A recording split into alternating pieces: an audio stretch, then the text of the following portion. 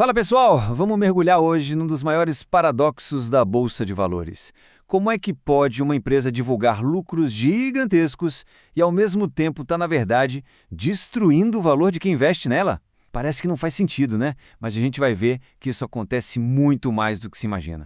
Pois é, essa frase resume perfeitamente o nosso papo de hoje. O lucro que a gente vê na manchete do jornal, sabe, é só a pontinha do iceberg. A história de verdade, aquela que realmente mostra se um investimento vale a pena ou não, está acontecendo por baixo dos panos. E é isso que a gente vai desvendar agora.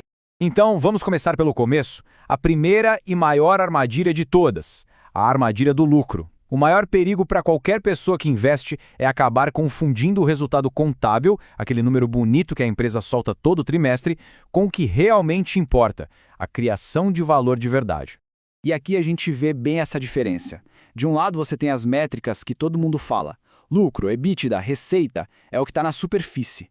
Agora, do outro lado é onde a mágica acontece de verdade. A empresa tem um retorno maior que o custo do seu capital e, claro, gerar caixa, dinheiro de verdade no bolso. É aí que a riqueza é criada. E essa é a ideia principal, que tem que ficar martelando na cabeça.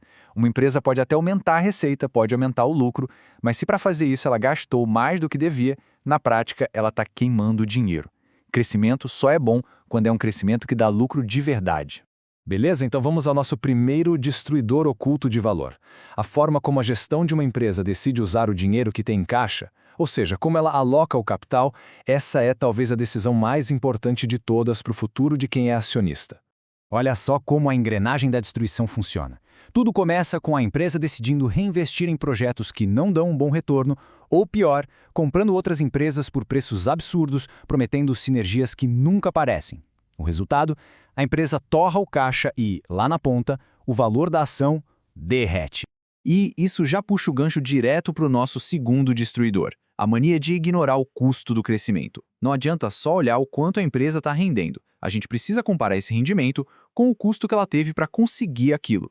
E a métrica mais importante para isso é o ROIC, que é o retorno sobre o capital investido. Pensa nele como se fosse a nota da empresa na prova de como usar bem o dinheiro.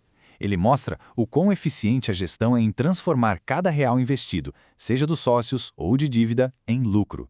E aqui, fica um alerta de ouro. Muita gente comemora quando uma empresa anuncia que vai expandir, que a receita vai crescer, mas quem investe de forma inteligente faz a pergunta que realmente importa. Ok, mas a que custo? É essa pergunta que separa os amadores dos profissionais. Esse gráfico aqui é a fotografia perfeita da destruição de valor. Olha só, para cada real que a empresa investe, ela consegue um retorno de 8%. Só que para conseguir esse real, ela teve um custo de 12%. Esse custo é tipo o aluguel do dinheiro, sabe? O juro da dívida, o retorno esperado pelos acionistas. Na prática, ela está perdendo 4% em cada novo projeto, mesmo que o lucro no papel pareça estar subindo.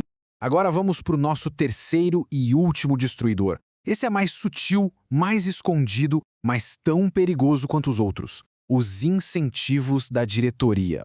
O jeito que os executivos são pagos, isso define quase todas as decisões que eles vão tomar. Pensa comigo, se o bônus de um diretor depende de aumentar o EBITDA a qualquer custo ou de fazer a empresa ficar maior, é exatamente isso que ele vai fazer. Mesmo que para isso precise se endividar até o pescoço ou comprar outra empresa que não tem nada a ver.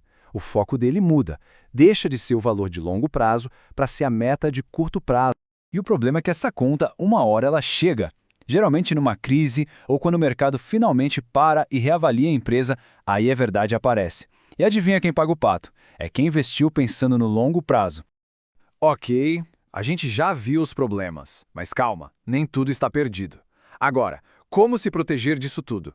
A boa notícia é que existe um escudo, um filtro bem simples com 3 perguntas essenciais. Primeira pergunta, a mais direta. A empresa sabe usar bem o próprio dinheiro? Ela reinveste em projetos que fazem sentido, que são estratégicos e rentáveis? Ou está só naquela de crescer por crescer sem se importar com o retorno? A segunda pergunta volta para o nosso conceito-chave de hoje. A empresa, de forma consistente, ano após ano, consegue gerar um retorno sobre os investimentos que seja maior que o custo desse capital? Ou seja, o crescimento dela é um crescimento que vale a pena? E por último, a terceira pergunta, que é sobre gente. Os executivos ganham mais quando os acionistas de longo prazo também ganham? ou o bônus deles está atrelado a métricas que, como a gente viu, podem até destruir valor. E o legal desse filtro é a simplicidade. Um único não para qualquer uma dessas perguntas já tem que acender um sinal de alerta gigante. Significa que, mesmo que o lucro de hoje pareça ótimo, o risco de ter uma surpresa desagradável lá na frente é bem alto. E com isso a gente encerra. A reflexão que fica é a seguinte: na hora de analisar uma empresa, a pergunta não pode ser só sobre o lucro.